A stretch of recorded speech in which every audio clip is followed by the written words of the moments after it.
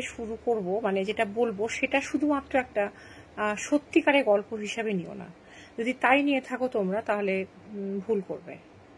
এটাকে একটা সতর্ক বার্তা হিসাবে নিতে পারো। এটা একটা সাবধানতা।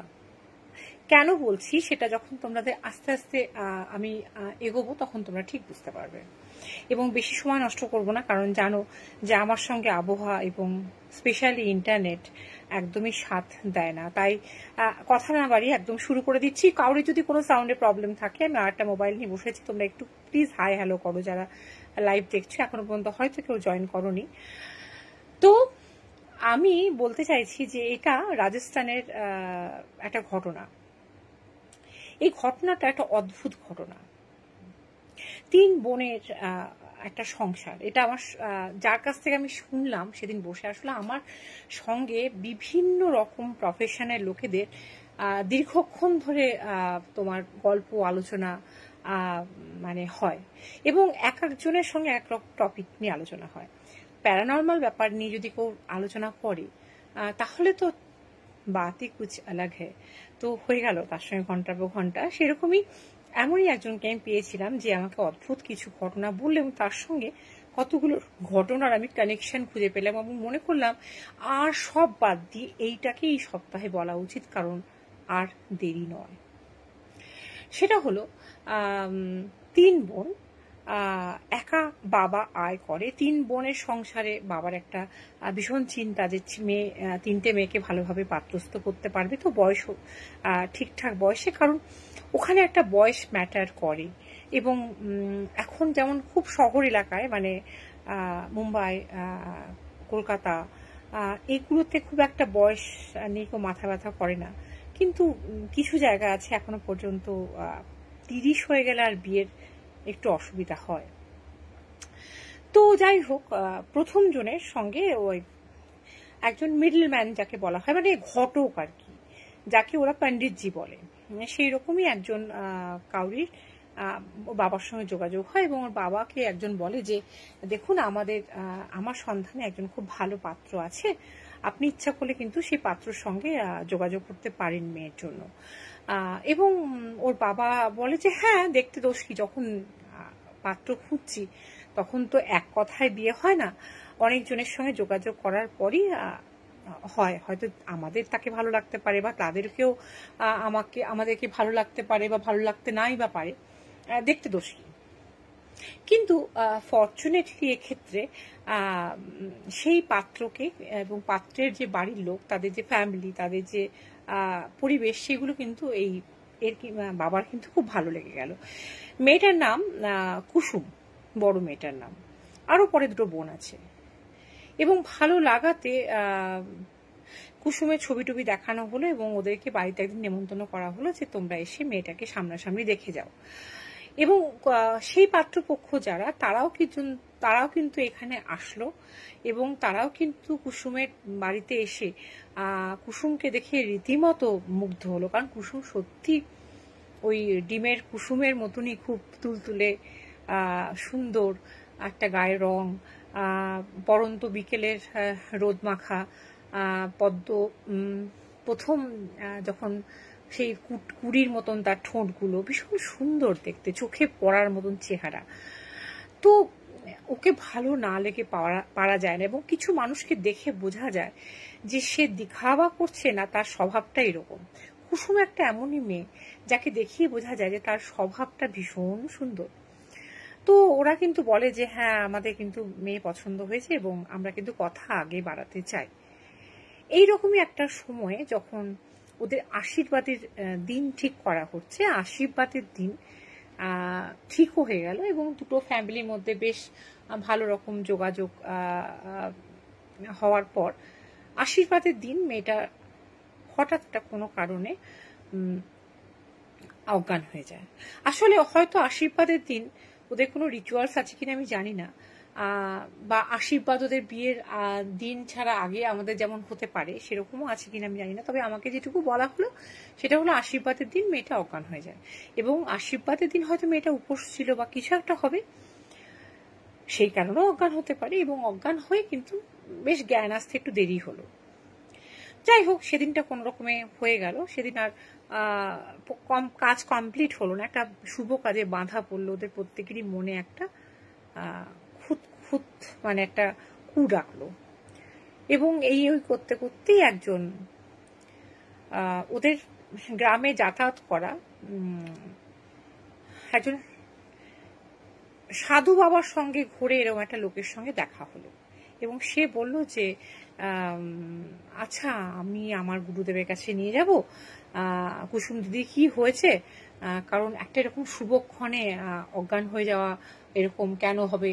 এবং পাত্রপক্ষেরও মনে একটা সন্দেহ হলো যে কোনো রোগ লুকিয়ে বিয়ে দিচ্ছে না তো, বিয়ের পর মৃগী বা কোনো জাতীয় রোগ নয় তো, যে যেটার জন্য পরবর্তীকালে অসুবিধা হবে। আসলে সব রোগই যে ট্রিটেবল সেটা তো সবারই ধারণা থাকে না। অনেকে রোগ শুনতে ভীষণ একটা মানে তারাই যেন রোগগ্রস্ত হয়ে পড়ে। তো যাই হোক, ওরা তখন দেখলো যে এত ভালো পাত্র, মোটামুটি একটা কিন্তু দেখা দিয়েছে, একটা মাঝখানে যেন একটা হাইফেন দেখা দিয়েছে সম্পর্কের মাঝখানে, সেক্ষেত্রে বেশি রিস্ক না নেয় ভালো, সেক্ষেত্রে যোগাযোগটা করে নেয় ভালো। তাই ওর বাবা একটা মঙ্গলবার দেখে ওই গুরুদেবের কাছে যায় কুসুমকে নিয়ে, বেশ গ্রাম থেকে কিছুটা পথ গিয়ে। এবং গুরুদেব কুসুমকে দেখে প্রথমে অনেকক্ষণ তাকিয়ে থাকে। গুরুদেব যে খুব একটা বয়স্ক তাও না, আবার খুব একটা অল্প বয়সী তাও নয়।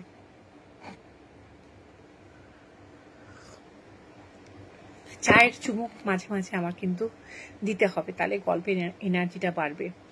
আর তোমাদের কাউকে দেখতে পাচ্ছি না, কাজে এনার্জি লস হচ্ছে, মনে হচ্ছে আমি ফাঁকা মাঠে গোল দিচ্ছি। তবুও আমি তো জানি ভবিষ্যতে তোমরা গল্পটা শুনবে, মানে পরবর্তীকালে, তখন আমি একজনকে দেখতে পাচ্ছি, একজন কেউ আছে, কিন্তু কে আছে আমি কিন্তু বুঝতে পারছি না।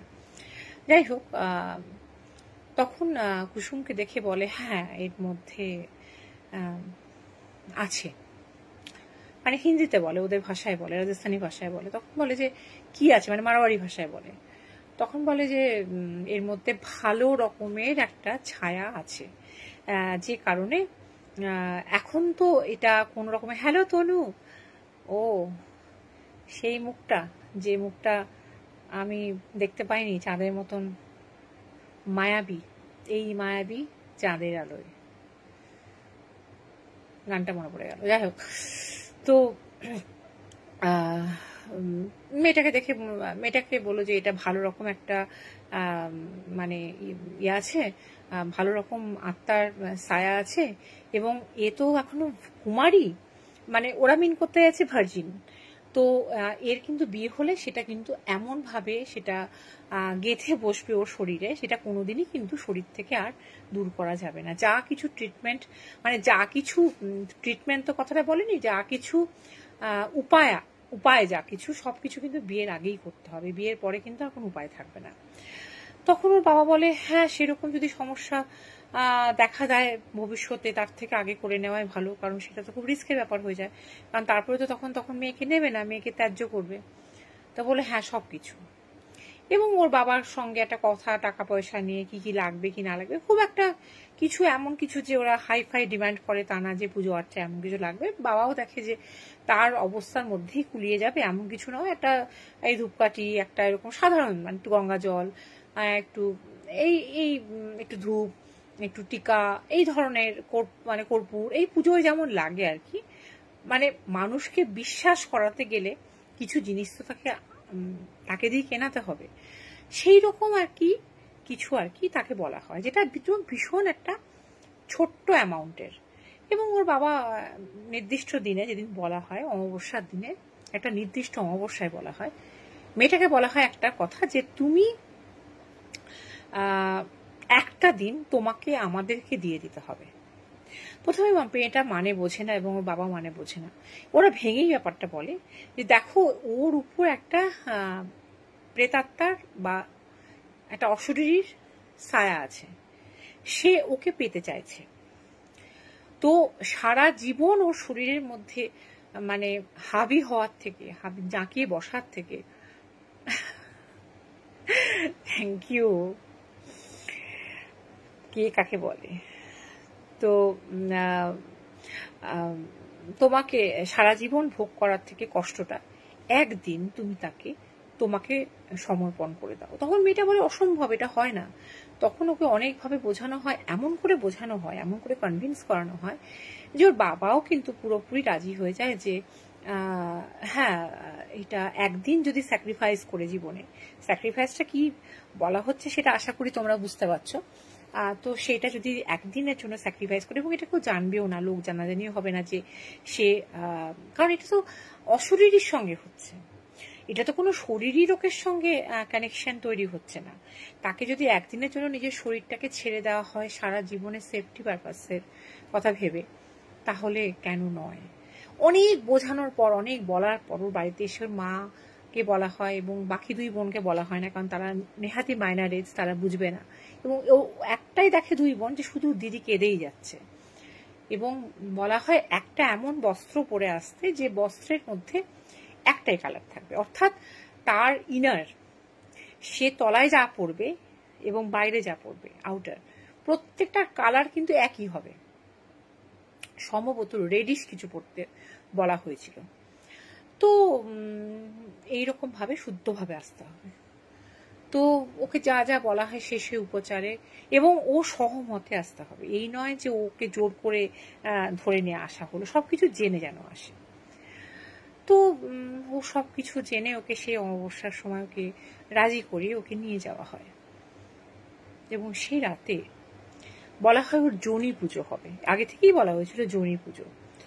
তো যোনি পুজো ব্যাপারটা কি বুঝতে পারছো নিশ্চয়ই, মানে প্রাইভেট পার্স সেটার পুজো হবে, এবং তার জন্য তাকে জামা কাপড় সমস্ত কিন্তু খুলে একটা নির্দিষ্ট মানে সম্ভবত বজ্রাসন না কি একটা আসনে বসতে হবে আর কি, এবং সে কিন্তু সেখান থেকে বেরোতে পারবে না, এবং সেখানে অনেকগুলোই সাধু থাকবে, তাদের সামনে কিন্তু তাকে পুরো নেকেড হয়ে বসতে হবে। আসনটার নামও একটা আছে, বোধহয় বজ্রাসন না কি আসন, যাই হোক তাকে বসতে হবে এবং সে পুজো হবে। তাই ভাবেই পুজো হয়, এবং মেয়েটিকে ওভাবে নিয়ে যাওয়া হয়। মেয়েটি প্রচন্ড কান্নাকাটি করে, কিন্তু বলে কান্নাকাটি করলে কিন্তু কোনো ফল পাওয়া যাবে না। তো আস্তে আস্তে মেয়েটার গা থেকে সাধু একটা একটা করে বস্ত্র যখন খুলে নেয়, তখন মেয়েটার মনে হয় এর থেকে বোধহয় মৃত্যু শ্রেয় ছিল। তারপরে ওকে কি একটা খাই দেওয়া হয়। ও কিন্তু আর তেমন কিছু যে অস্বস্তির মধ্যে বা তেমন কিছু, ওর সেই যে একটা অস্বস্তি হচ্ছিল, সেই যে একটা চরম একটা আনকমফোর্টেবল ফিল হচ্ছিল, সেই জিনিসটা কিন্তু ওরা হয় না। কিন্তু বুঝতে পারে ওকে শুইয়ে দেওয়া হয়েছে, আর বজ্রাসনে বসে নেই, ওকে শুইয়ে দেওয়া হয়েছে, এবং ওর মধ্যে, শরীরের মধ্যে অহরহ কেউ একটা ভোগ করছে ওকে।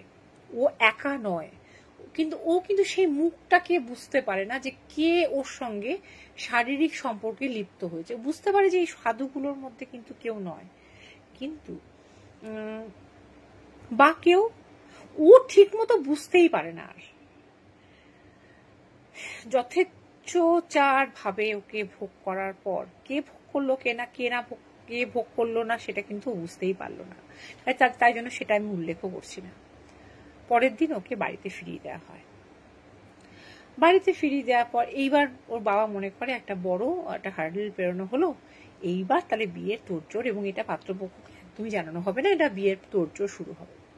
কিন্তু ঘটনাটা শুরু হলো, ঘটনাটা যদি এতই সহজ হতো, মানে এটাও সহজ নয়, একদমই সহজ নয় একটা মেয়ের পক্ষে, কিন্তু তবুও যদি ঘটনাটা এখানেই সীমিত থাকতো বা সীমাবদ্ধ হতো, তাহলেও হয়তো আমি ঘটনাটা বলতাম না। সতর্ক বার্তা কেন বলছি, ঘটনাটা শুরু হলো এরপর থেকে। মেয়েটা চুপচাপ বসে থাকে, মেয়েটা সে আগের মতো হাসে না। অনেকে মনে করে, ওর মা বাবা মনে করে যে ও ট্রমাটাইজড। ওই রকম জামা কাপড় খুলে যে কিনা একটা মায়ের সামনে ব্লাউজ চেঞ্জ করে না, সেই মেয়েকে জামা কাপড় খুলে, পুরো খুলে একটা গ্রুপ অফ মানে মঙ্ক, একটা গ্রুপ অফ সাধুর সামনে তাকে বসে থাকতে হয়েছে। তো সেখানে তার কত না জানি অস্বস্তি হয়েছে, কি হয়েছে কি না হয়েছে বারবার জিজ্ঞেস করা হয়, কিন্তু ও কিন্তু কিচ্ছু বলতে পারে না। এবং একদিন হঠাৎ করে দেখা হয় ও দুই বোন চিৎকার করে ঘর থেকে বেরিয়ে আসছে। কেন বেরিয়ে আসছে না, টিভি চলছিল, ও টিভির দিকে স্থির হয়ে তাকিয়েছিল। হঠাৎ করে একটা ভারী একটা বোতল ও টিভির স্ক্রিনে ছুঁড়ে মেরে টিভিটা ভেঙে দেয়, এবং ওদের অবস্থা এমন কিছু ভালো ছিল না যে একটা ভাঙলে তখনই আরেকটা আসবে। ওর আচরণ কিন্তু দিনের পর দিন মানে বিগড়ে যেতে থাকে। খাওয়া দাওয়া রীতিমতো বন্ধ, এবং রীতিমতো ওর খাওয়া দাওয়া নেই। ও মুখের সামনে চুল কেমন করে যেন চুলগুলো নিয়ে বসে থাকে। আসলে চুল যদি মানুষ না আঁচড়ায় দীর্ঘদিন ধরে, তাহলে সেই জট পড়া চুলগুলো তো মুখের সামনে আসতে বাধ্য। ঠিক মতো খায় না, ঘরের কোনায় বসে থাকে, অন্ধকারে বসে থাকে, অদ্ভুতভাবে বিড়বিড় করে দেওয়ালের দিকে তাকায়, ছাদের দিকে তাকায়, আকাশের দিকে তাকিয়ে হাতের মধ্যে কি সব গোনে, কি সব বলে। কোনো কিছু ওর যেন চেতনা, মানে পারিপার্শ্বিক জীবন সম্বন্ধে যেন চেতনাহীন হয়ে গেছে। এবং তখন কিন্তু ওর অজ্ঞান হওয়াটা আরো মানে ফ্রিকুয়েন্টলি অজ্ঞান হতে থাকে। এবং ওই লোকটা গিয়ে বলে যে সাধুকে, যে কি ব্যাপার, তো আপনি যে বলেছিলেন ও সেরে যাবে একদম, ওই সারলো না তো। তখন বলে যে আমার গুরুদেব তো এখন এখানে নেই, মানে সাধুটাকে মানে সে অ্যাসিস্ট্যান্টকে, এবং গুরুদেব আসুক তাহলে বলছি, কেন এরকম হওয়ার তো কথা না। এবং তারপর থেকে আর ওই অ্যাসিস্ট্যান্টকেও দেখা যায় না। হ্যালো পারমিতা। তো তারপর থেকে আর গুরুদেবকেও দেখা যায় না, অ্যাসিস্ট্যান্টকেও দেখা যায় না, এবং দিনের পর দিন ওর হালত আরো খারাপ থেকে খারাপ হতে থাকে। তো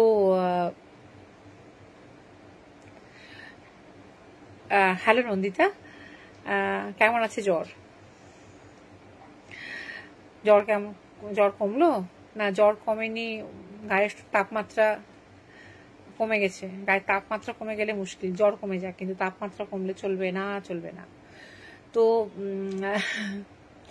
তারপরে মেয়েটাকে কোনো রকমে মানে ডাক্তার বদ্যি যে যেখানে বলে সেখানেই দেখানো হয়, কিন্তু কিছুই উপকার হয় না। মাঝে মাঝে অজ্ঞান হতে থাকে, খাওয়া দাওয়া প্রায় না খাওয়ার মতন চেহারা। যে মেয়ে অত সুন্দর দেখতে ছিল, আমি বলেছিলাম বিকেলের, ওর নাম ছিল কুসুম, এবং কুসুম কুসুম গায়ের রং, বিকেলে পড়ন্ত রোদের মতন যার, বা ভোরে নতুন মানে নরম সূর্যের আলোর মতো যার গায়ের রং, একদম পদ্মের কুড়ির মতন যার ঠোঁট, সেই মেয়ে যখন ক্রমশ ডিটোরিয়েট করতে থাকে চোখের সামনে, একদম ঝাঁটার কাঠির মতন সরু হয়ে যেতে থাকে, খাওয়া দাওয়া বন্ধ, কোনো নর্মাল কথা নেই, কিছু নেই, চুলগুলো নিয়ে কেমন মাঝে মাঝে দাঁতের মধ্যে নেই, চুলগুলো খাচ্ছে, চুলগুলো চিবোচ্ছে, চুলগুলো ছিটছে, নিজের গা নিজেই কাটছে, কোনো রকম ভারী কোনো রকম ধারালো অস্ত্র দেখলে কোনো সময় বোনের গা কেটে দিচ্ছে, বোনকে তেড়ে যাচ্ছে। একদিন তো বোনের গলা চিপে ধরে নিজের কাছে রেখে দিয়েছিল, কিছুতেই ছাড়ছিল না, বলছিল মেরেই ফেলবো। এবং ওর যেন মনে হচ্ছে ওর গলা নয়, ওর মধ্যে থেকে আর কেউ কথা বলছে। তখন ওর বাবা একটাই ভাবে যে না, আমার একটা মেয়ে তো যা হওয়ার হয়ে গেছে, ও তো একদম মানে কি বলবো, ও তো হিসেবের বাইরে, আর দুটো মেয়েকে ওর কাছে ঘেঁচতে দেওয়া হবে না। এরকম যখন দিশাহারা অবস্থা, তখন মেয়েটি, নন্দিতা শোনো, পরের থেকে শুনলেও ভালো লাগবে, কারণ অদ্ভুত ঘটনাটা। ও এবার একজন অদ্ভুত সাধুর সান্নিধ্য পায়, যে সাধু কুম্ভ স্নান বা কুম্ভ মেলা বা কুম্ভ এইসব জায়গায় প্রতি বছর যায়, এবং সত্যিকারের যে সাধু, সে সব ঘটনাটা শুনেছিল কাউরির কাছে, এবং সে ওদের বাড়িতে আসে, যে খুব বিপদগ্রস্ত এবং খুব একটা ভদ্রলোকের অবস্থাও ভালো না, এবং বিয়েটা একরকম ভেঙেই যাচ্ছে, কারণ পাত্রপক্ষ দেখছে মেয়ে অ্যাবনর্মাল আচরণ করছে। সে এসে যখন দেখে মেয়েটাকে, সে লিটারেলি চমকে যায়, এবং চমকে গিয়ে বলে যে আপনার মেয়ের মধ্যে অসম্ভবভাবে প্রেত চালনা করা হয়েছে, মানে যেটাকে বলা হয় পিশাচ চালনা। এইবার পিশাচ চালনা জিনিসটা কি সেটা বলি। ব্যাপারটা হচ্ছে যে আমরা যেমন যখন সোজা পথে আমাদের অফিসে, সোজা উদাহরণ দিচ্ছি, আমি ভালো টিচার নই, তবে আমি ভালো বোঝাতে পারি। Hello Indrani, welcome to my life. Indrani, এখান থেকে শুনলেও তোমার ভালো লাগবে, যেও না, এইটুকু শুনে যাও।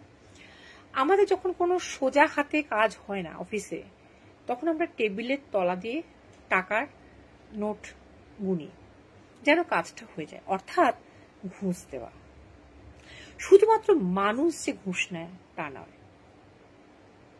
আই রিপিট, শুধুমাত্র মানুষ যে ঘুষ নেয় তা নয়। ঘুষটা কি? ঘুষটা হচ্ছে উপরি পাওনা।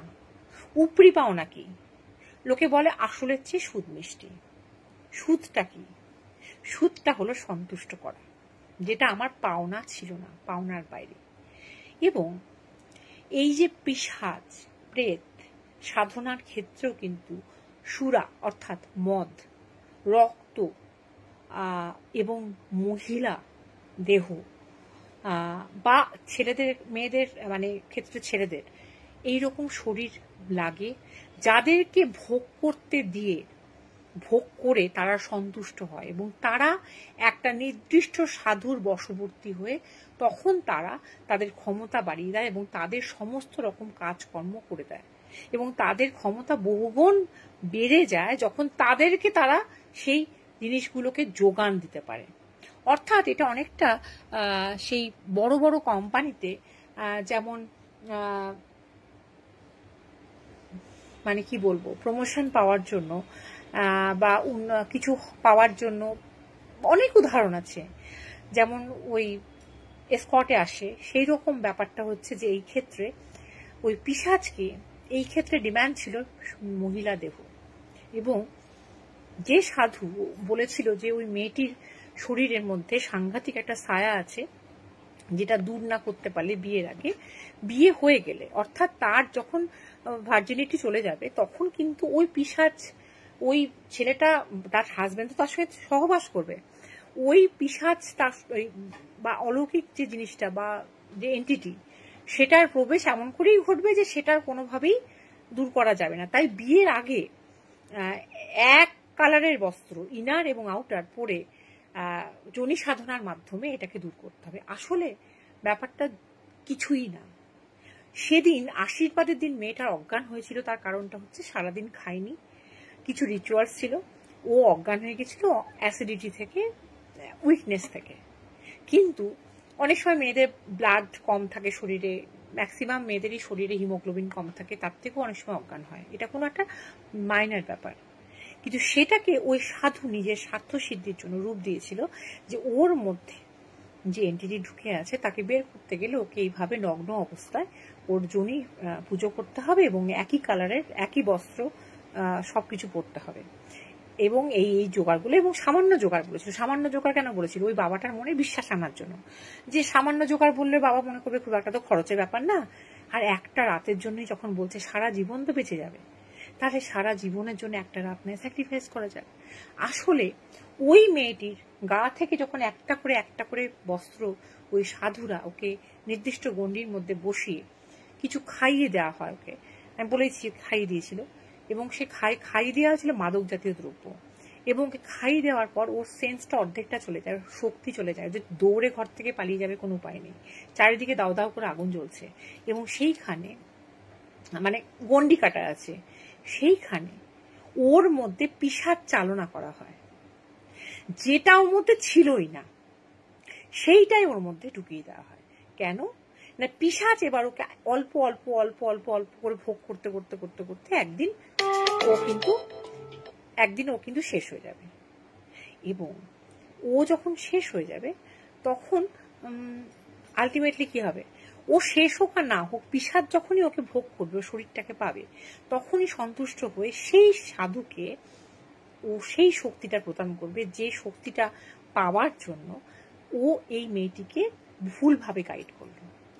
এই জন্য আমি বলেছিলাম যে আজকের যে আমি সত্যি ঘটনাটা বলবো, শুধুমাত্র এটা ঘটনা হিসাবে শুনো না, যারা কুসংস্কার মনে করবে তারা বিশ্বাস করার দরকার নেই, কিন্তু এন্টারটেনমেন্ট পারপাস হিসাবেও তারা নিও না। আজকের দিনটার জন্য অনুরোধ করছি, তারা শুনো না। এইটা আমার পক্ষে এটা আমার কাছ থেকে একটা সতর্ক বার্তা, কারণ এই জিনিসটা যে কি সাংঘাতিক, মানুষের মনে অন্ধবিশ্বাস জাগিয়ে, যার মধ্যে কিছুই হয়নি তার মধ্যে যে প্রেত চালনা করা যায়, এটা জলজান্ত প্রমাণ। এটা রাজস্থানে হয়েছে কুসুম বলে মেয়েটির সঙ্গে, এবং সেই লোকটিকে তখন ওর বাবা হাতে পায়ে ধরে এবং ওর মা বলতো না, একে কিন্তু কোনো রকমও এর থেকে সেটাকে আর আলাদা করা যাবে না। তো তাহলে উপায়টা কি? আমার জলজান্ত মেয়ে শেষ হয়ে যাবে?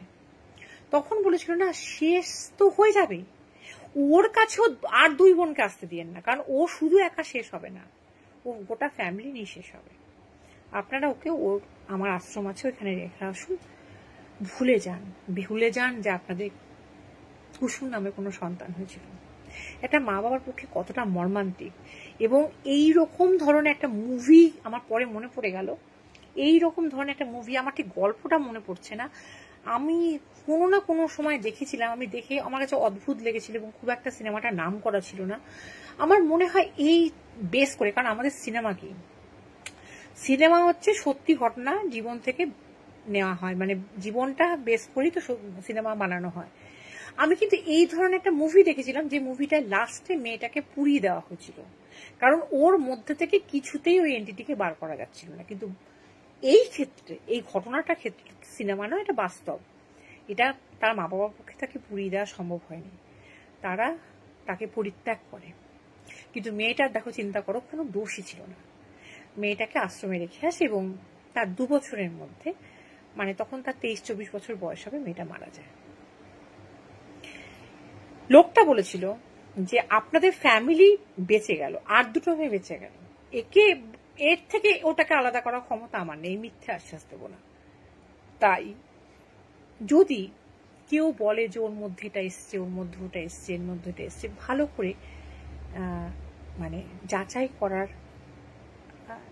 না করে কাউরির হাতে পুরোপুরি ছেড়ে দেওয়া নিজেকে উচিত নয়। এবং আমার জীবনে একটা এরকম ঘটনা ঘটেছিল, তোমরা তো জানোই আমি খুব বোল্ড কিছু ক্ষেত্রে না, হ্যাঁ কিছু ক্ষেত্রে, সব ক্ষেত্রে না। আমি আমার জীবনে কোনো ঘটনা বলতে দ্বিধাবোধ করি না। আমার জীবনে একটা ঘটনা ঘটেছিল 2011-তে, না 2012-তে, যখন আমার দিদা মারা যায়। আমাদের একজন খুব ঘনিষ্ঠ, যে আমাদের জীবনে হয়তো কিছু কিছু উপকার করেছিল, সেই ভদ্রলোক আজকে পৃথিবীতে নেই। সে মারা গেছে 4-5 বছর আগে, করোনার আগেই মারা গেছে। হ্যাঁ, তো সেই ভদ্রলোকের কাছে আমি গেছিলাম যে আমার দিদানের পুনর্জন্ম হতে পারে না আমার মধ্যে দিয়ে, কারণ আমার যেহেতু তখন 2টো বাচ্চা হয়ে গেছে এবং আমি লাইগেশন করিনি বাচ্চা নেব বলে, তখন আমার একটা মনে হয়েছে যে আমার মধ্যে দিয়ে যদি আমি দিদানকে আনতে পারি, মানে আমি দিদানকে অ্যাট এনি কস্ট আমার মধ্যে আবার আমি ফিরে পেতে চাই, এরকম একটা। উনি একদিন বলেছিলেন যে হ্যাঁ আমি এনে নিতে পারবো, মানে আমাকে বলেছিলেন। এবং আমার এখনো মনে আছে, উনি আমাকে বিছানায় শুয়ে, মানে একটা বিছানায় শুয়ে দরজা বন্ধ করে আমার নাভির ঠিক নিচে, যেটা তলপেট, যেখানে আমাদের ইউটেরাস থাকে, সেইখানে কি সব একটা দিয়ে এরকম করে তাঁত নিয়ে, একটা তেল নিয়ে কি একটা লিখছিলেন। এবং আমার খুব অস্বস্তি হচ্ছে দেখে, মানে আমি একদমই ইজি ফিল করছিলাম না, আনইজি ফিল করছিলাম, কারণ আমি একা গেছিলাম। উনি কিন্তু আর মানে সেটাকে কিছু, মানে এইটুকুই ওনার সঙ্গে আমার অভিজ্ঞতা, যে উনি কিছু একটা লিখছিলেন, কিছু একটা তাপ দিচ্ছিলেন, কিছু একটা মানে প্রার্থনা করছিলেন। এমনও হতে পারে যে উনি ভালো মনেই করছিলেন। কিন্তু এই কথাটা যখন আমি আরেকজনকে বলি, তখন উনি একটা কথাই আমাকে বলেছিলেন, তোমার সঙ্গে উনি কোনো শারীরিক সম্পর্ক করেননি, তাহলে না, মানে তোমার সঙ্গে উনি ভালো করে মনে করে দেখো, তোমার কিছু খাইয়েছিলেন কিনা, তোমার মনে আছে তো, তোমার সঙ্গে কোনো রকম শারীরিক সম্ভোগ করেনি তো, ঠিক এই ভাষা বলেছিলেন। না না না না না না, উনি হাত দিয়ে কি একটা তলপেটে আমার লিখছিলেন, কি একটা চিহ্ন আঁকছিলেন আর কি একটা বলছিলেন। তা বলে খুব বেঁচে গেছো, এরকম করো না। কিন্তু জানি না এখন কে কোথায় গিয়ে আটকে যায়, কে কোনটা করব মনে করেও করতে পারে না। বা আমি খুব অস্বস্তি বোধ করছিলাম দেখে, প্রথমেই যখন আমি অস্বস্তি বোধ করছি তখন আর বাকিটুকু যে করা যাবে না, এটা অবভিয়াস, মানে বাকি তো অনেক বাকি আছে। হয়তো সেদিন সেই কারণে আমি বেঁচে গেছিলাম। কাজে এইসব লোকের কাছ থেকে, আর আমার অদ্ভুত একটা ভিতরের আরতি যে দিদানকে আমার মধ্যে ফিরিয়ে আনতে হবে, এই যেটা আকাঙ্ক্ষা, এখান থেকে কিন্তু আমি বিরাট বিপদে পড়তে পড়তে বেঁচে গেছিলাম। আর একটা ঘটনা আমি শুনেছিলাম, এইরকম ঘটনার সঙ্গে রিলেটেড বলেই আমি বলছি আজকে, কারণ এটা পরের দিন বলে লাভ নেই। আমার দিদা যখন অ্যারারিয়ায় কাজ করতেন, অ্যারারিয়া জায়গাটা বোধহয় নন্দিতা শুনে থাকবে, কারণ ওই নর্থ বেঙ্গলের দিকেই জায়গাটা, অ্যারারিয়া বলে কোনো একটা জায়গা, ছোট্ট পাহাড় ঘেরা একটা জায়গা আছে, যেখানে হিন্দি মিডিয়ামের টিচার ছিলেন। কারণ দিদানের পরে 3 ভাই ছিল যারা আন্ডার এজ, এবং দিদানের বাবা ক্যান্সার পেশেন্ট ছিল, রোজগার করার কেউ ছিল না। দিদান প্রচন্ড রকমের, ঠিক আমার উল্টো ফিগার, দিদান ছিপছিপে রোগা, দিদানের মটর ডালের মতন উজ্জ্বল রং, প্রচন্ড সুন্দর লাগতো সোনার কিছু পরলে, এবং হলদেটে মানে ফর্সা যাকে বলা হয়, প্রচন্ড স্মার্ট, একদম বেটে গরম, তো আর প্রচন্ড ছটপটে। দিদান যেখানে ইন্টারভিউ দিত সেখানে দিদানের চাকরি হয়ে যেত, কারণ সেই যুগে এত মানে এডুকেটেড এবং এত স্মার্ট, তখন তো আর ওই ব্যাকিংয়ের ব্যাপার ছিল না, তখন ট্যালেন্ট দেখেই চাকরি হতো, তখন তার এডুকেশন দেখেই চাকরি হতো, দিদানের চাকরি হয়ে গেছিল। সেইখানে দিদান এক তান্ত্রিকের পাল্লায় পড়েছিল, কারণ দিদান চোখে পড়ার মতো ছিল, এবং দিদানকে সেই তান্ত্রিক ভীষণভাবে বশবর্তী করার চেষ্টা করেছিল, দিদানকে পারেনি, এবং কোনো একটা কারণে দিদানে কিন্তু শরীর প্রচন্ড খারাপ হয়ে যাচ্ছিল, কারণ তান্ত্রিক কোনোভাবেই দিদানকে তার আশ্রমেও নিয়ে যেতে পারেনি, তার কোন রকম, আর বাকি তো বাদ দাও, প্রসাদও খাওয়াতে পারেনি, তার প্রসাদের নাম করে কিচ্ছুতেই কিছু করতে পারেনি, কারণ দিদান না ভীষণ ভালো লোক চিনতেন, দিদানের অবজারভেশন পাওয়া, দিদানের মানুষকে চেনার ক্ষমতা বহু বহু গুণ বেশি অন্যান্য যে কোনো মানুষের থেকে, আজকালকার যে কোনো মানুষের থেকে কেন, যে কোনো যুগের যে কোনো মানুষের থেকে দিদান অনেক অ্যাডভান্স ছিলেন। এবং দিদান যখন, ওখানে একটা গাছ ছিল, সেখানে কিছু অফিসাররা ওই পাখি শিকার করতেন, তো দিদান শুনেছি এমন ডেসপারেট ছিলেন যে না, দিদার এমনই হয়ে গেছিল, পাখির ওই মোড়ে একটা আওয়াজ হতো, পাখিকে মারলে একটা আওয়াজ এবং ওই পড়তো, ওইটাতে কি হতো সাইকোলজিক্যাল প্রবলেম হয়ে গেছিল, এবং বিধানচন্দ্র রায় ডাক্তারকে দিদান দেখাতে গিয়েছিলেন, এবং বিধানচন্দ্র রায় তো রোগীকে ওইভাবে দেখতেন না, উনি তার গন্ধ, তার চেহারা, তার অনেক কিছু দূর থেকে দেখেই বুঝতে পারতেন, এবং দিদান যখন দিদানকে দেখে উনি চলে যাচ্ছেন, দিদান ওনার শার্ট চেপে ধরেছিলেন, যে কি ব্যাপার, আমি আপনার কাছে অত দূর থেকে এসেছি আর আপনি আমাকে ভালো করে দেখলেন না, ছুঁয়ে দেখলেন না। ডাক্তার বিধানচন্দ্র রায়কে নাকি দিদানের দিকে অবাক হয়ে তাকিয়েছিলেন, যে কি মহিলা যে আমার মতন ডাক্তারকে এরকম করে শার্ট চেপে ধরে বলে যে আমাকে ভালো করে দেখলেন না, বলে আমার দেখা হয়ে গেছে, মানে আপনার দেখা হয়নি, আপনি আমাকে স্টেটস দিয়ে ছুঁয়ে দেখুন। রুগীর মন রক্ষার জন্য, মানে রুগীর সাইকোলজিক্যাল ব্যাপারটা দেখার জন্য উনি তখন স্টেটস দিয়ে দেখেছিলেন, কিন্তু দেখার কোনো প্রয়োজন ছিল না, এবং সেদিন যে ডায়াগনোসিসটা করেছিলেন ডাক্তারবাবু, সেই ডায়াগনোসিসটা যে কত অর্থেটিক ছিল সেটা বলেছিল, যে এটা সাইকোলজিক্যাল ডিজিজ বেশি। ওই যে পাখি, ও তো জানতেন না ডাক্তারবাবু, ওই যে পাখিকে মারা হতো আর পড়তো ক্যাক করে একটা আওয়াজ করে, ক্যাচ করে একটা আওয়াজ করে, ওইটা থেকে দিদানের শ্বাসকষ্ট শুরু হয়ে গেছে। দিদানের ভেবেছিল দিদানের হার্টে কোনো প্রবলেম শুরু হয়েছে, বা দিদানের কোনো অ্যাজমার কোনো প্রবলেম, দিদানের ছিল না, দিদান মনে করেছিল কোনো অ্যাজমার কোনো প্রবলেম দিদানে ডেভেলপ করছে কিনা, কিছুই না। এখন যেটা আমরা খুব সহজে ডায়াগনোসিস করতে পারি যে টেনশন থেকে আমাদের শ্বাসকষ্ট হয়, তখন কিন্তু এটা ভাবার বাইরে ছিল। সেই যুগে সেটাকে ডায়াগনোসিস করেছিলেন ডাক্তার বিধানচন্দ্র রায়, প্রাতঃস্মরণীয় একদম অমস্য ব্যক্তি।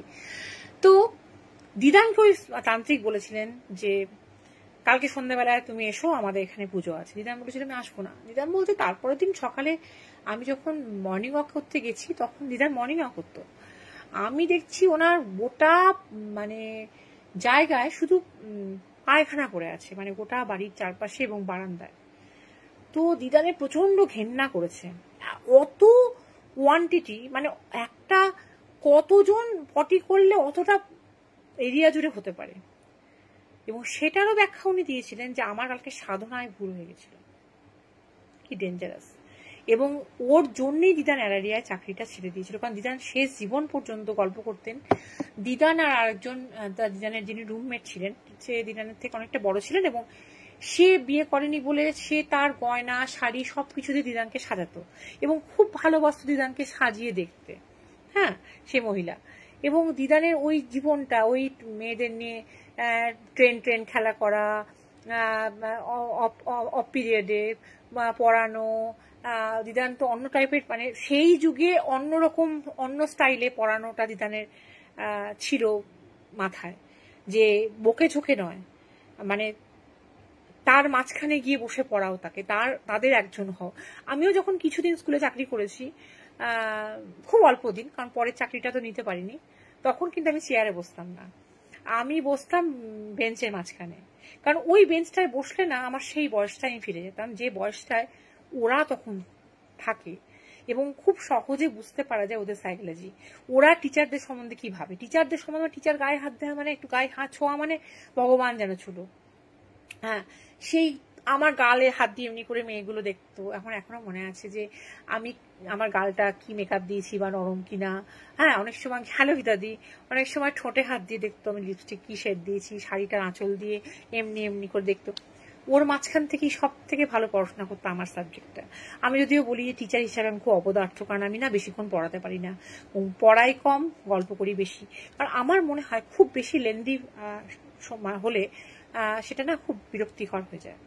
পড়ানো, মাঝখানে গল্প, আবার পড়া, মাঝখানে গল্প করো, জিনিসটা ইন্টারেস্টিং হয়। কিন্তু আমার মনে হয় না আমি খুব একটা ভালো টিচার। কিন্তু আমি যখন পড়াতাম, মানে কয়েকটা মাস বিয়ের আগে, তখন আমি সেই স্কুলে খুব জনপ্রিয় ছিলাম, এটুকু আমি জানি। এবং আজ অব্দি আমি যখন চেম্বারে বসে থাকি রিসেপশনে, তখনও অনেকে এসে বলে, দিদি ভালো আছেন? আমি বলি হ্যাঁ। চিনতে পারলেন না? আপনি কি আনন্দ করে পড়াতেন, কি মজা করে পড়াতেন আমাদের মেয়েদেরকে বলি। আমার তখন শুনে খুব গর্ব হয়, কারণ পরবর্তীকালে চাকরিটা যখন আমি কেন্দ্রীয় বিদ্যালয়ে পেয়েছিলাম, আমার বাবু যখন হবে, আমি নিতে পারিনি। জানি না, হয়তো নিলে আমি সেই টিচার তো হতে পারতাম, যে কতটা পড়ায় জানি না, তবে পড়ানোর দিকে ছাত্রদেরকে টানতে পারে তার ভালোবাসা দিয়ে। মানে আমার আকর্ষণেই লোকে পড়তো। আমি কতটা বাড়িতে রীতিমতো পড়াশোনা করতাম, যে ওরা নানা রকম কোয়েশ্চেন করবে। কিছু মেয়ে থাকে, কিছু ছেলে থাকে যারা হ্যারাস করার জন্য প্রশ্ন করে। এটাও কিন্তু ওদের অদ্ভুত সাইকোলজি থাকে। সবাই তোমাকে পছন্দ করবে, সবাই তোমাকে ভালোবাসবে, সবাই মুগ্ধ হবে তা নয়। কিন্তু তুমি ওই যার জন্য তারে জামিন পর সিনেমাটা পরবর্তীকালে আমাকে খুব মুগ্ধ করেছিল। এবং সত্যি একটা ওরকম টিচার আমার ছেলের জীবনে আমি চেয়েছিলাম, যে আমার ছেলেরা যেন এরকম একটা টিচার পায়, কিন্তু পাওয়া যায় না। তো একটা টিচার একটা ছাত্রকে ভাঙতেও পারে, একটা টিচার একটা ছাত্রকে গড়তেও পারে। আমার জীবনে আমার দেখা সেরা দস্যুবৃত্তি করার একজন মানুষ টিচার। সে পড়াশোনায় ভালো হতে পারে, তার মতো নিষ্ঠুর কংস আমি জীবনে দেখিনি। এবং তার স্কুলে তার অত্যাচারের শিকার হয়েছিল আমার ছোট ছেলে, যে আজ অব্দি তার সেই ট্রমাটা কাটাতে পারেনি। কাজী সেই মানুষটাকে পৃথিবীতে হয়তো আমি সব থেকে ঘেন্না করি যাদেরকে, একজনকে নয়, তার মধ্যে সে অন্যতম। তো আমি জানি যে খারাপ রূপটা একটা বাচ্চার মনটাকে কিভাবে নিংড়ে নষ্ট করে দিতে পারে। হ্যাঁ, একটা ফুলের মতন মন, তো সে ফুলটাকে তুমি যদি চেপো, তুমি যদি ছেড়ো, তাহলে কি হবে? সে পাপড়িগুলো কি চেহারা হবে? অকালে পাপড়িগুলো ঝরে যাবে, চুপসে যাবে, নিংড়ে যাবে, শুষ্ক হয়ে যাবে সেই জিনিসটা। তো যাই হোক, দিদান খুব জনপ্রিয় ছিল এবং দিদান বাধ্য হয়েছিল ওই ভদ্রলোকের জন্য চাকরি ছাড়তে। এবং দিদানকে বলেছিল, তুমি কিছুতেই, তোমার কালকে ট্রেন তো, ও সব খোঁজ রাখতো, কোন ট্রেনে কখন দিদান বাড়ি ফিরছে, রিটার্ন টিকিট কটায়, কি না, মানে ওকে A to Z ও রিপোর্ট রাখতো। মানে ওকে কিছু বলতে হতো না, তুমি কালকে ফিরতেই পারবে না, কালকে তুমি ট্রেন ফেল করবে। দিদান বলেছিল, না, আমার উইল পাওয়ার এত স্ট্রং, আপনি আমাকে আটকাতে পারবেন। আমার দিদান ভীষণ স্ট্রং লেডি ছিলেন। এবং সত্যি দিদান ট্রেন ফেল করতে করতে, তখন তো এত কমিউনিকেশন ভালো ছিল না, বেঁচে গেছিল, কিন্তু আলটিমেটলি সেখান থেকে আসতে পেরেছিল। এবং দিদান সবসময় বলতো আমাকে ছোটবেলা থেকে, তাও আমি ভুলটা করেছিলাম, কিছুটা হলেও তো ভুল করেছিলাম বই কি বিশ্বাস করে, যে কোনোদিনও কোনো তান্ত্রিকে খপ্পরে পড়বি না এবং একা যাবি না। ওরা কিন্তু মদ এবং মেয়েদের প্রতি খুব দুর্বল হয় এবং সাধনায় কিন্তু লাগে। কোন যুগে দিদান আমাকে বলেছিল, সেই কথাটা আমার আজকে এখানে এই টেবিলে বসে মনে পড়ে গেল। তাই আজকের যে স্টোরিটা বললাম,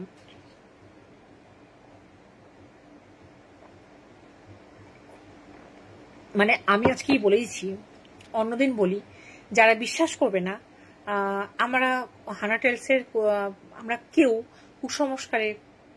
কুসংস্কার প্রমোট করি না, কুসংস্কার অচ্ছন্ন হতে বলি না, এটাকে এন্টারটেনমেন্ট পারপাসে নেবে। আজকে কিন্তু আমি কথাটা বলিনি। আজকে আমি এই কথাটা বলেছি যে আমরা কেউ কুসংস্কার আচ্ছন্ন নই, আমরা কেউ কুসংস্কার বা সুপারস্টিশাস নই, আমরা এটাকে প্রমোট করি না। কিন্তু এটাকে এন্টারটেনমেন্ট পারপাস হিসেবে নিও না। যদি এটাকে শিক্ষা হিসেবে নিতে চাও, তাহলে এটাকে শিক্ষা হিসেবে নাও। যদি এটাকে সাবধানতা হিসেবে নিতে চাও, তাহলে সাবধানতা হিসেবে নাও। দেখবে না এই এপিসোডটা বাদ দিয়ে দেবে, তাও ভালো। কিন্তু আমি রিকোয়েস্ট করছি, এটাকে যদি সিরিয়াসলি জীবনে নাও, তাহলে হয়তো এই রাজস্থানে কুসুমের যা হয়েছিল, বা কুসুমের মতন অসংখ্য মেয়েদের সঙ্গে যা হতে পারে বা হয়, সেখান থেকে তোমাদের ফ্যামিলির কেউ বা তুমি বা তোমার মেয়ে বেঁচে যেতে পারে। আজকে এই পর্যন্ত। আমার হ্যালো রীতা ঘোষ, কেমন লাগলো আমার আজকের মানে নতুন ধরনের একটা লাইভ যেটা আমি করলাম, জানি না কেমন লাগলো। একটাই গল্প বললাম, সাধারণত আমি দুটো গল্প বলি এবং আমার গল্পের মধ্যে মজা থাকে, সবই থাকে। আজকে কিন্তু গল্পটার মধ্যে কোনো মজা না, শুধুমাত্র একটা লেসন মনে হলো আমার কাছে, আমি দিলাম যে এই ভুলটা যেটা আমরা ম্যাক্সিমাম ক্ষেত্রে করি, যে তোমার এই যে হাত দেখাতে গেলে আমরা একটা কমন কথা হচ্ছে তোমার প্রচুর শত্রু আছে, তোমার যশভাগ্য নেই, তোমার পাস্ট জীবনে একটা অ্যাক্সিডেন্ট হয়েছিল, তোমার জীবনে একটা ছোটবেলায় খুব বড় অসুখ হয়েছিল, তোমার চাকরি ক্ষেত্রে অনেক বাধা, তোমার যতটা রোজগার হয় সবটুকু তুমি একদমই রাখতে পারো না, ম্যাক্সিমাম খরচ টাকা তুমি রাখতে পারো না ধরে, এবং তোমাকে সবাই ভুল বোঝে। তোমার কিছুদিন আগে একটা খুব খারাপ ইনসিডেন্টের সম্মুখীন হয়েছিলে, তোমার সামনের দিনে একটা ভালো বড় বিপদ আছে, তার সাবধানতা অবলম্বন করতে হবে। এই যে কমন কথাগুলো মানুষ বলে, এবং এই কথাগুলো আমাদের প্রত্যেকের জীবনের সঙ্গে, যারা শুনছো তাদের জীবনের সঙ্গে দেখো ওতপ্রোতভাবে মিলে যাবে, মিলতে বাধ্য। কিছু কমন সাইকোলজি আছে যেগুলোতে আমরা সুরসুরি দিলে, যেটাতে আমাদের প্রত্যেকের মনে হয় যে হ্যাঁ এটা তো আমার, এটা তো আমার, এটা তো আমার, এটা আমার। প্রত্যেকেরই জীবনে সংগ্রাম থাকে, প্রত্যেকেরই জীবনে আমরা স্ট্রাগল করি। আমরা সোনালিদিকে খুব মিস করলাম, আজকে বিশালাকে খুব মিস করলাম। যাই হোক, তো সেইগুলোকে ওভারকাম করতে হবে, সেইগুলোকে আমাদের ইগনোর করতে হবে, বলতে হবে হ্যাঁ এটা তো প্রত্যেকের ঘর ঘর কি কাহানি, এর বাদে কি, এর বাইরে কি আছে বলুন। মানে কোনো কিছু নিয়ে ঘাবড়ালে হবে না, এবং কোনটা আসল, এবং সবাই কিন্তু নয়, সবাই কিন্তু ধোঁকেবাজ নয়। যেমন সৌমেন মিত্র বলি একজন আমাদের লাইভ দেখে, যে অনেকদিন আমাদের লাইভের সঙ্গী হয়নি, তাকে বলবো কেন দেখছো না, ওর মতন ভদ্র ছেলে এই লাইনে আমি আজ পর্যন্ত দেখিনি, এবং এত শান্ত, এত ভদ্র, যে এবং আমার এত বন্ধু, যে আমার জীবনে কোনো ঘটনা জানে না এমন কোনো ঘটনা নেই। তাই সব মেয়ে খারাপ হয় না, সব ছেলে খারাপ হয় না, সব অ্যাস্ট্রোলজার খারাপ হয় না, সব তান্ত্রিক খারাপ হয় না, যদিও অ্যাস্ট্রোলজার। যাই হোক, তাই বিচার বুদ্ধি করার দায়িত্ব, বিচার বুদ্ধি করার ভার আমাদের, কারণ ভগবান আমাদেরকে বুদ্ধি কি যেন লজিকে কি পড়েছিলাম, বুদ্ধি সম্পন্ন জীব, বিচার বুদ্ধি সম্পন্ন জীব। তা বুদ্ধির সত্তা যখন আমাদের দিয়েছেন, সেই বিচার বুদ্ধিটাকে কাজে লাগাতে জীবনে শিখতে হয়। তাহলে যদি নাই শিখি তাহলে সেই বিচার বুদ্ধি তো মরচে পড়ে যাবে, তাহলে কাজে লাগলোটা কি, তাহলে আর কি মানুষ হয়ে জন্মালাম, তাই না? ভেবো, বলো, কারোর জীবনের সঙ্গে যদি এরকম ঘটনা শুনে থাকো বা মিলে থাকে, প্লিজ কমেন্টে জানিও বা ব্যক্তিগতভাবে জানিও। পরের দিন দেখা হবে। ভালো থেকো, সুখে থেকো, সুস্থ থাকো, আনন্দ থাকো, সবারই সঙ্গে থাকো, অবলা পশুদের পাশে থাকো, বুভুক্ষ মানুষের সঙ্গী হও। শুভরাত্রি।